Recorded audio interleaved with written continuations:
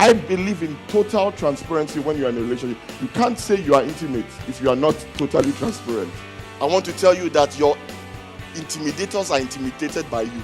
So don't be intimidated by their intimidations. Every parent has a responsibility. You see, every child will be limited by the limitations of the parents.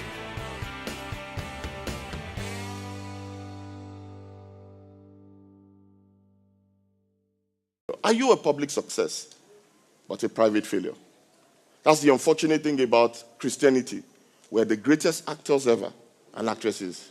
If Tom Cruise should ever resign today, we will give it to any one of you because we are great at acting. What am I trying to say? Champions in the ring, failures in the bedroom. There's a big myth. I was listening to, my wife and I try and keep updated with what's happening out there because, when God has given you a ministry, you need to take it seriously. And so, we actually go on marriage conferences, for counselors and all of that. And I was listening to one of the messages from the conference my wife went to last year. And, do you know some marriage counselors have begun to look at culture? And when they look at the experience, their own personal experience, and look at the experiences of people, they've come to interpret that as marriage doesn't work. Can you imagine the person who you go to for help telling you that it doesn't work?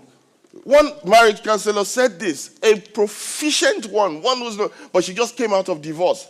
So she was teaching a group of counselors, and she said, marriage is like buying a new house. You will soon outgrow it. That's not my word. That's hers. But the truth of the matter is that it seems like so. In fact, let's put it this way. You will outgrow your partner.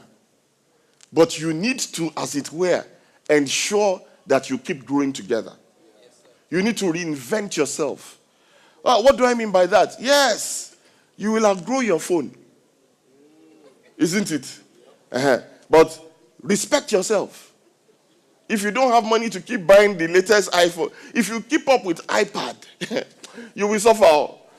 I mean, this iPad, I bought the first one. When the second one came out, I respected myself because I didn't have money for iPad 2. So when I now saved up enough, when iPad 3 came out, I bought. But then, 3-4 months later, they brought the iPad 4. I said, you people are wicked people. I'm not going to follow you. iPad 4 came out. So, you see, yes, have I outgrown iPad 3? Because society is saying there's a new one.